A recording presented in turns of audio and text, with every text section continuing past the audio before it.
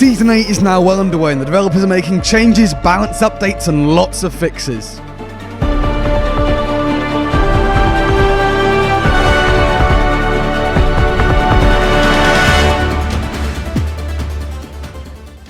So then we've got a fair bit to get through in this video. Sea of Thieves had tweeted out, "We hear your feedback on the battle for the Sea of Thieves matchmaking times, and we're committed to improvements including server refinements and same faction battles."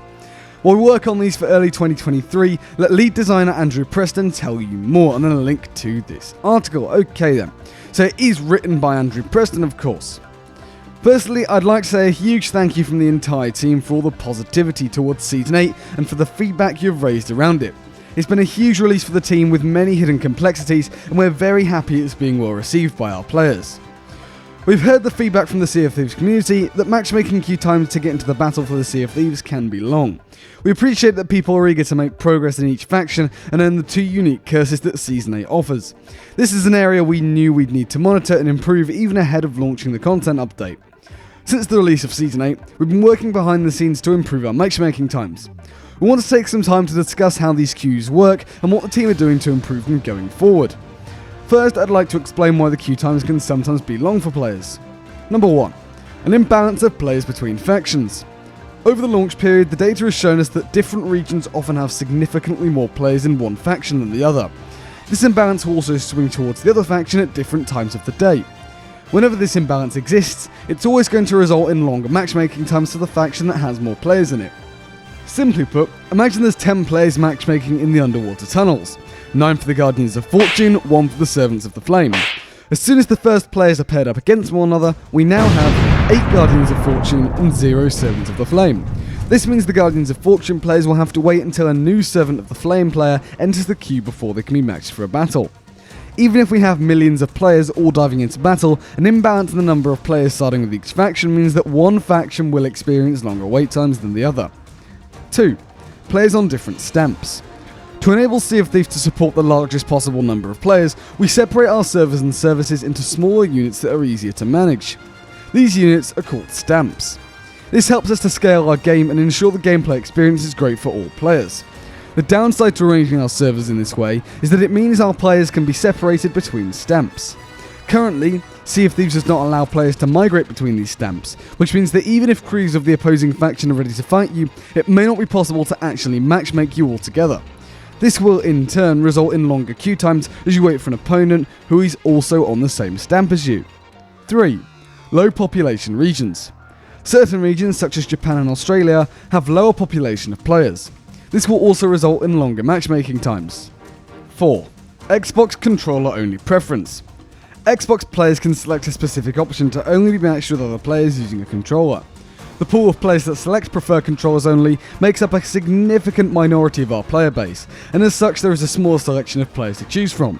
The data here suggests that it doesn't cause a massive difference in matchmaking times, but you will likely see an improvement if you're comfortable with broadening your options to encounter players using all control schemes.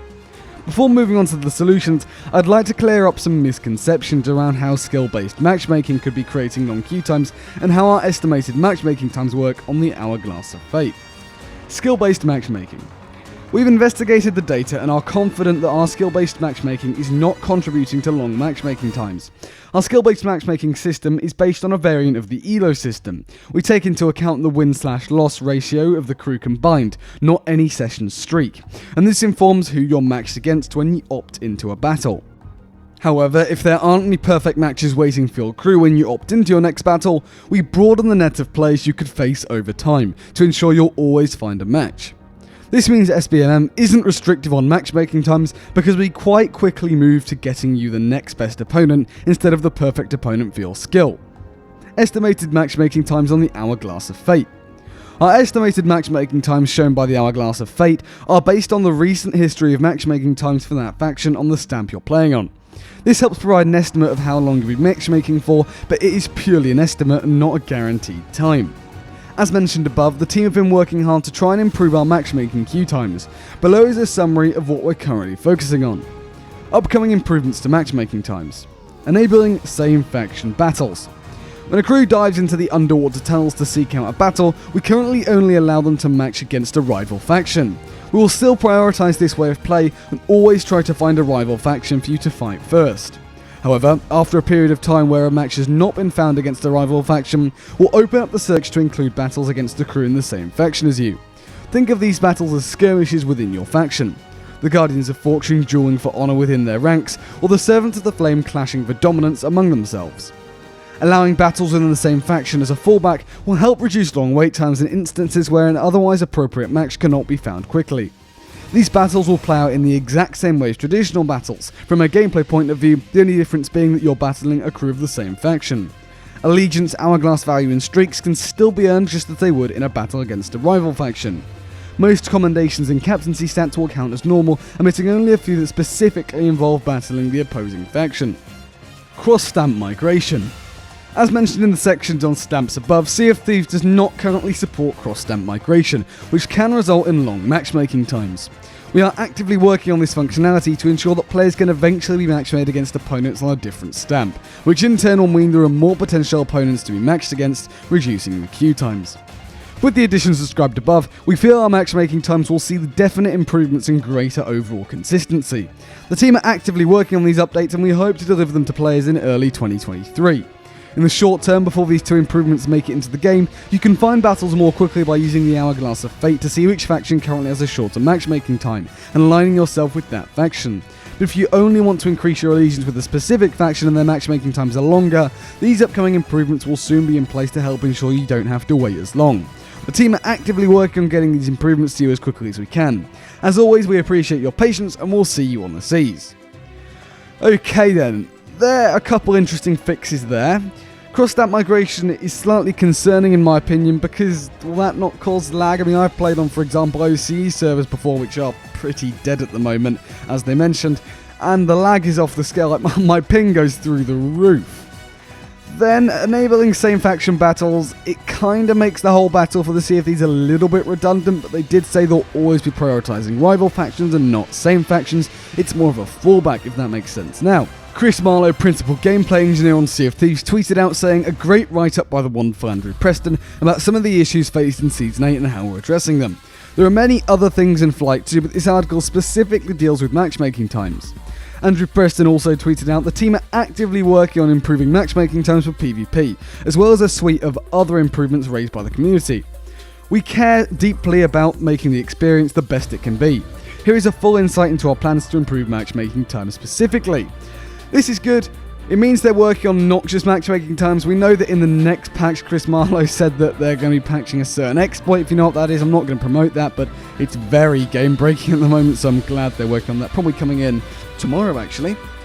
Now, they have also made a balance fix, the first of possibly many. They sneaked it in with the patch notes with the adventure that recently launched. I didn't do a video on it because there wasn't a lot in the patch notes, but faction progression balancing. Following player feedback and internal review, the amount of allegiance required to progress beyond level 100 with the Guardians of Fortune and Servants of the Flame has been increased. Our intention with the level 1000 rewards was to create long-term reward for skilled players to strive towards, and recent changes made will help boost that challenge and make the accomplishment truly reflective of players' efforts in the battle for the Sea of Thieves. Now, before they made this change, it took about 3 ships sunk to get one level after level 100. I can't imagine what it is now. Slightly concerning because I feel that not many people they're just going to stop the grind after they get the rewards they want, or even the curses, which is quite sad because the curses are only meant to be an initiation. That's when the content's really meant to start. We'll definitely be monitoring this and I hope they make some changes again. I mean, it might not be that bad, but I mean, it's interesting. Following player feedback, I've not seen any player feedback. No one's been asking for this. An internal review.